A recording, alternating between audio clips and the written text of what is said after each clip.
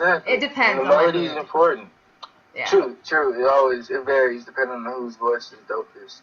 Like Tupac wasn't melodic, but he brought the right energy to it, and it was coming from, like deep in the diaphragm, and it was real, and that's important. Yeah. Yeah. Cool. So everybody in entertainment deals with some type of hate, some level of hate. Have you dealt with that ever? And how do you manage your haters? Um. Do you have advice? The kids? It's kind of like musically, nobody's ever come to me or posted something or been like, that's whack, blah blah blah blah. And if they did, I don't care. It doesn't have nothing to do with me. But as far as support go, like I've been in so many different social circles and places with people around that I thought were like friends, And when you go to, I guess when I was younger, my shit wasn't as polished as it is now. But I don't know. I feel like a lot of people, like, I don't know, from high school, I just really don't think about it, though. I just don't, it's just not a thought for me to have. I don't want to waste any energy on somebody's negative thoughts towards me, because that just adds fuel to that, Right. So when I could get into that, like, that road of, they don't fuck with me, they don't, like, reshare my Facebook post, but I really can't give a fuck about that at all, Yeah.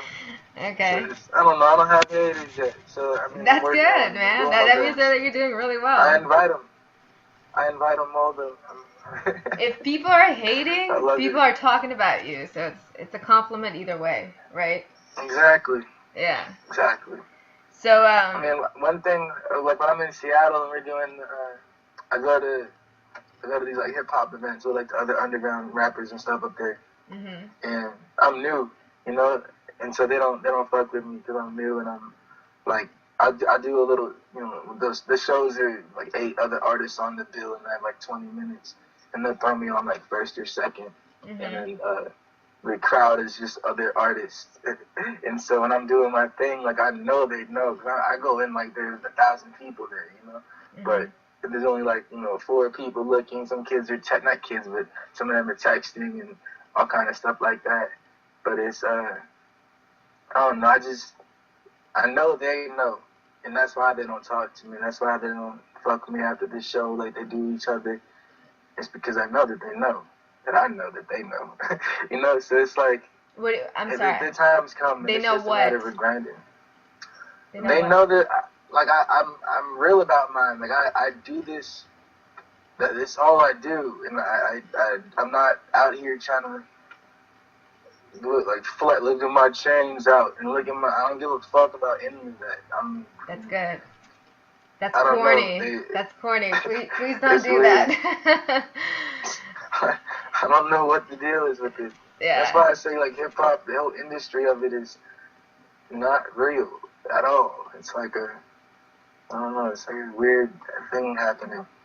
That's tough. Okay.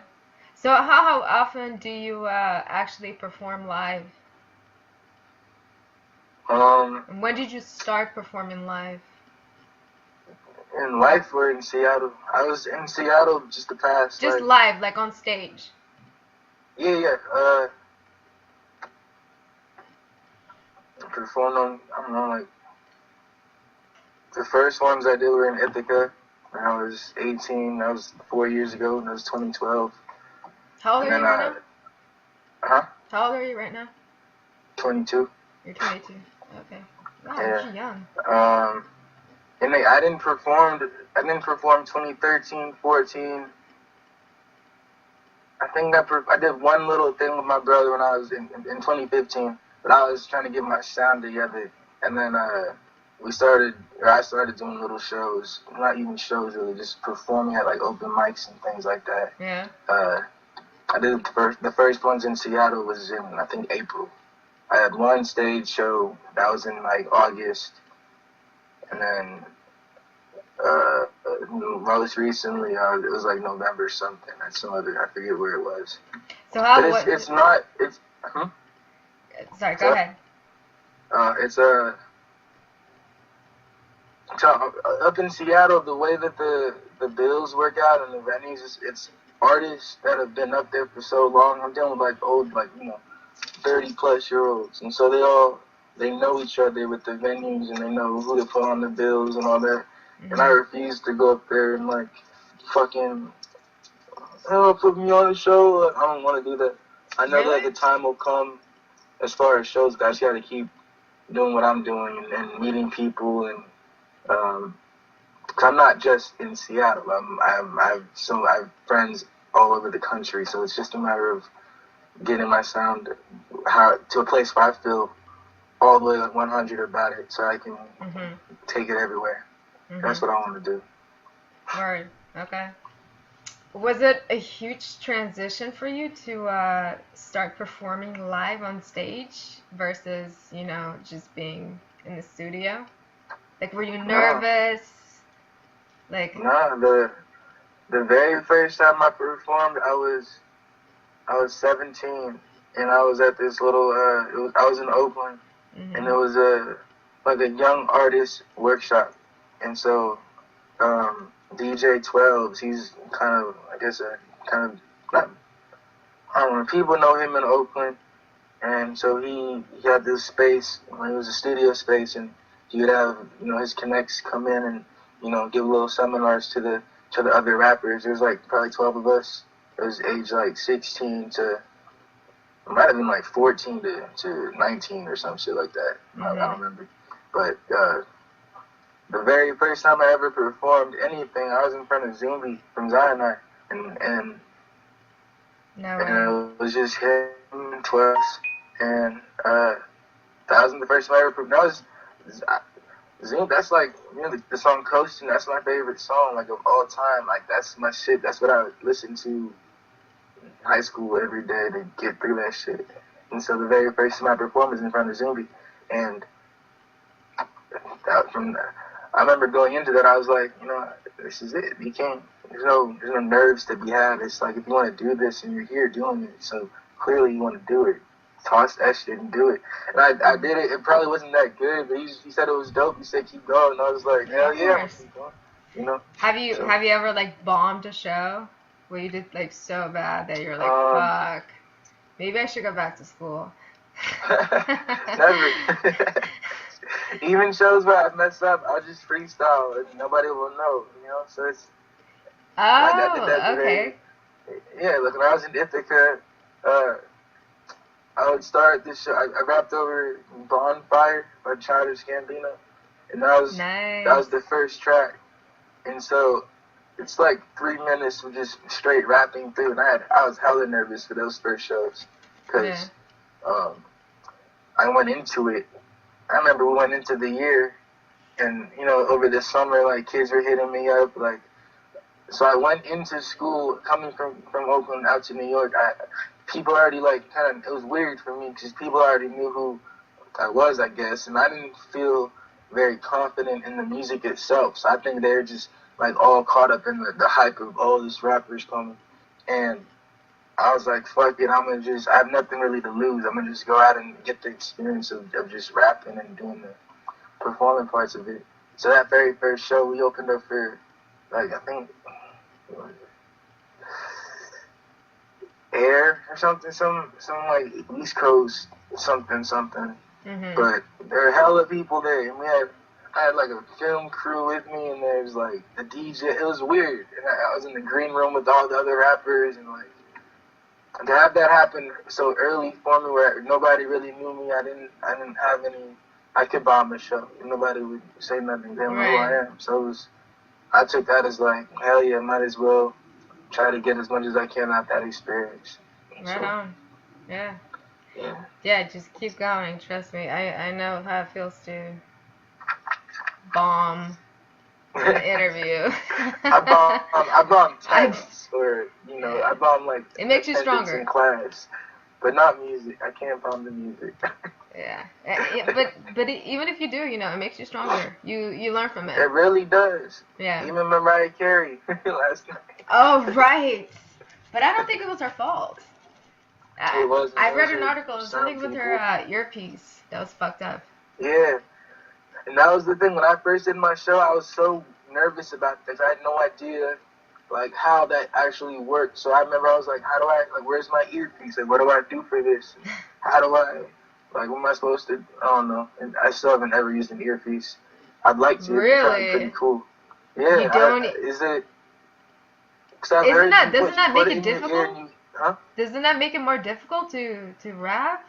Because you can get rhythm. I can never hear anything. I hate doing shows at these little places. They don't give you. It pisses me off to no end. I get there, they do like a little bullshit sound check, and I know if I'm like, fuck, I'm not doing it, they're gonna write me off. I'm not getting invited back to anything. Yeah. So it's frustrating. Because I do need an earpiece. Because if I did, I'd be able to. Can you get your own and just bring it? Can I hear myself? Can you get your own earpiece and just bring it to the shows, or? I probably will need to. I just don't know. I haven't had budget yet to do it, but I want to because that'll change everything. I feel like. Oh yeah. They can have a cordless, and if I have a cordless, it's over. I haven't had a cordless yet. I'm excited. Right. I've always had the long cord mic and having to hold the thing, and it's just awkward. Cool. Okay. So you've been rapping for a long time. It sounds like, right? So how do you respond to criticism, constructive criticism, especially? Do you take it? It all equal. It's all helpful because that's somebody's perspective, so it'd be just hubris to, toss it aside. Yeah. I mean, I can do what I want with it in terms of if I'm going to internalize, whatever somebody says. But I know that the place my work is coming from is real. So I know what it will take for somebody to, if I decided to come out and say some, corny shit, I don't know what it, I know what's real to me, my truth. So as long as I say my thing, as clear as I can, then I can't really be caught up in anybody else's, Right. So when you record a track, do you usually take it to, certain people in your life and be like, yo, can you listen to this and tell me what you think? Do you have people that you trust? I used to do that. I used to do that before, and people would always, oh, it's good, and now that I'm older, I listen to the same tracks that people say were good, and they're not good, and it's a lot of times people. But you're an artist. You're thinking from your own perspective because you've probably grown as an artist, but to fans, it's still probably good shit, I'm talking about the early shit. It wasn't bad. It was good to get it out, but it wasn't as polished. Right. So a lot of times people would say, oh, it was good, whatever. And now it's the same thing when I send stuff out, but now I just don't. I just record it and just be sitting on stuff, and then I'll just drop it, I guess. But I would drop way more if I figured out a way to release it. What gets me is when I have to release on Facebook. You know what I mean? Here's my new song. Here's my SoundCloud link. I maybe put a picture on Instagram or some shit. But that's not how I want the presentation of my material to be. So I'm working on my website, and I want to get completely off of social media. So maybe Instagram will stay because I like the pictures. But you want to get off social media completely? Why is that? That's a good platform to promote yourself. It is a good platform, but I think if I was off of it, it would. I don't know. I just don't feel like I'm ever adding anything to social media. Like I can post a status about whatever is happening in the world, or I can whatever, but it's always going to be contextualized by the platform itself. And Facebook especially is not really, there's so much other bullshit on there, it's not necessarily going to be taken as serious. So I would say if I was able to have everything on my own website and be able to control all of it, that would be the ideal, because then I don't know, like I hear the what you're artwork saying. is important, the lyrics are important, the mixes. I want to drop a song and also have like the 19 other versions that that were tweaked, that they all were part of it, and that's like, that'd be cool. I think about my favorite artists, like if Lil Wayne dropped a song and then he posted like all the build up to it and where his mind was really at as it happened, that'd be so much more interesting, I think. And it's hard. It's like if I didn't do He music, wrote a book social actually media is recently. Did you know that? He actually, Lil Wayne, he just released a book recently about the time that he spent in jail. And he actually, I didn't read the book, but I know he talks about his himself as an artist and like developing his like lyrics and like musical content. So I heard it was really interesting. But yeah, I read some of it. It's interesting. That kind of stuff. I think a lot of the like in the industry, they don't really want the artists to be doing that, because it lowers the curtain a bit. They're real people, and so then the narrative is harder to keep up. right. You feel me? Like if a gangster rapper, he goes out he's with his girl or something. He's taking her on a nice date or something like that. That's real. He's like doing something that's not hella hard, but he's chilling. That would be against the narrative and the marketability of it all. So it's fake. Yeah. So I don't know. It'd be just cool to see the real, like, behind the scenes of everything, and I think I can do that on my own shit more so than Facebook. I probably will end up. I always make Facebook and I'll deactivate it for like a couple of weeks and come back, just because I don't know. I guess it is important to have that social media presence nowadays, because people will look at it and say, well, you don't have any Facebook as a promotional tool for your music. Yeah. That's what I use it for. I know people don't read my fucking shit on Facebook, but I still post it. Especially if I especially for my blog. I know that people, travel from like Facebook to my blog and from like Pinterest or Instagram. I can see that. So. Yeah, I think also it's so it's kind of early in the, I guess, the social, not in the whole social media itself, but early in our presence, or my presence at least. I feel like if I was on it consistently and I figured out a real like marketing scheme to do it, it could work out.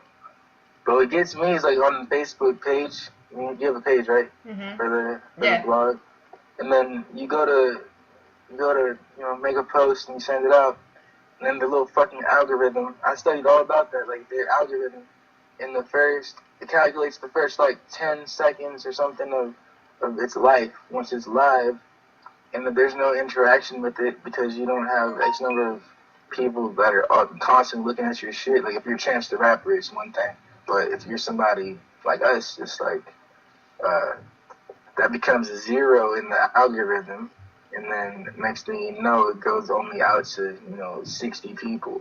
But meanwhile, 700 like the page.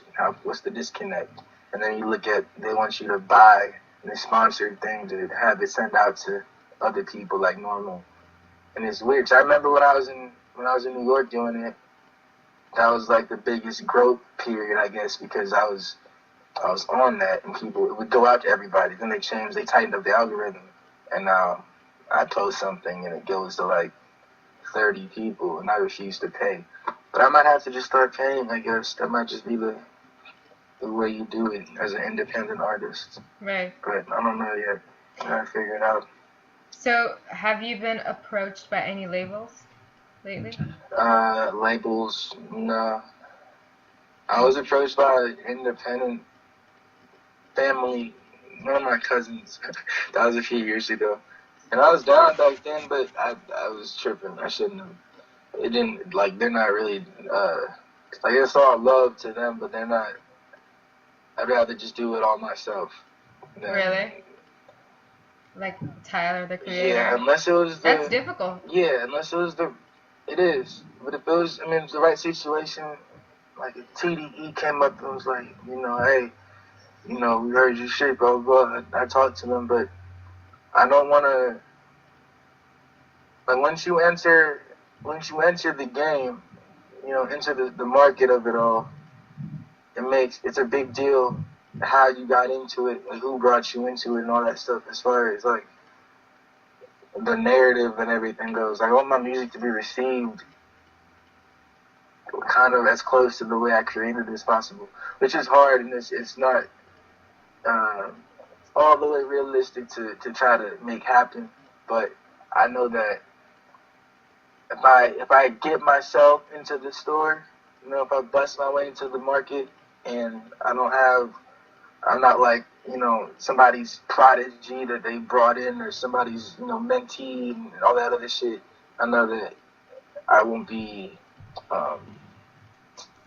my message and my whole situation won't be diluted. Not diluted, but it'll just be me. And that's all the music can be, I think. Not to say that I don't want to connect with as many people as possible, but as far as like the music goes itself, I want it to be its own thing that's not touched by outside hands, you know. Okay. So as an artist, you know, you're constantly creating content, you're making music. Do you ever get uninspired